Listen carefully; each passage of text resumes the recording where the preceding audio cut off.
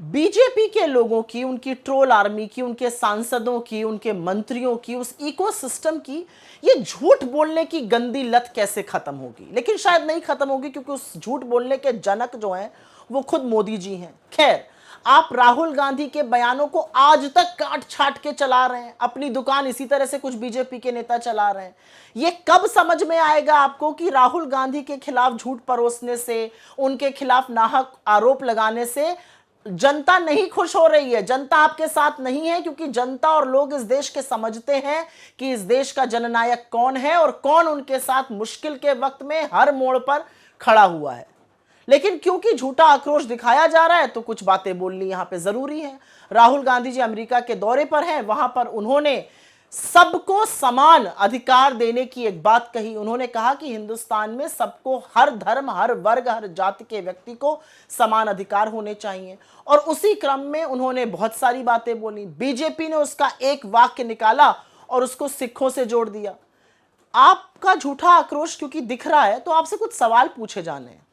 कहां था यह आक्रोश जब बीजेपी के सांसद और इनके मंत्री पंजाब से आए हुए किसानों को, हरियाणा से आए हुए किसानों को, इस देश के तमाम किसानों को आतंकी, खालिस्तानी, मवाली, गुंडे कहते थे?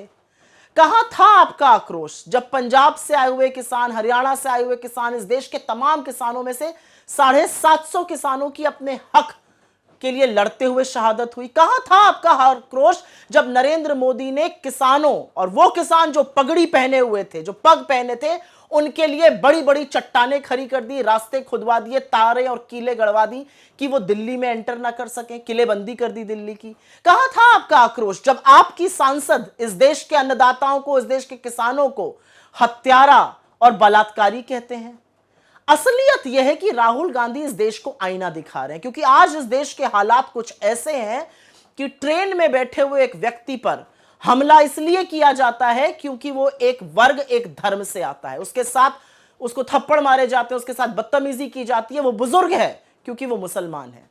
शक के घेरे में एक आदमी की पीट पीट कर हरियाणा में हत्या कर दी गई क्योंकि शक था कि वो मुसलमान है और वो कुछ मीट कैरी कर रहा था।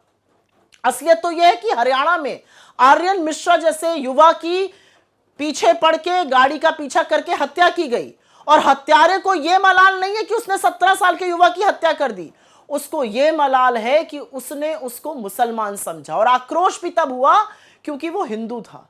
यह इस देश के हालात आपने कर दिए हैं। लेकिन एक सवाल पूछना चाहती हूं, पंजाब जाने से खौफ क्यों है? ये वही प्रधानमंत्री है ना जिन्होंने पंजाब की अस्मिता पर सवाल उठा दिया था, पंजाब में अपने खिलाफ असुरक्षा पर सवाल उठा दिया था। क्या पंजाबीज आपको सुरक्षित नहीं रख सकते थे? क्या पंजाब आपको सुरक्षित नहीं रख सकता था?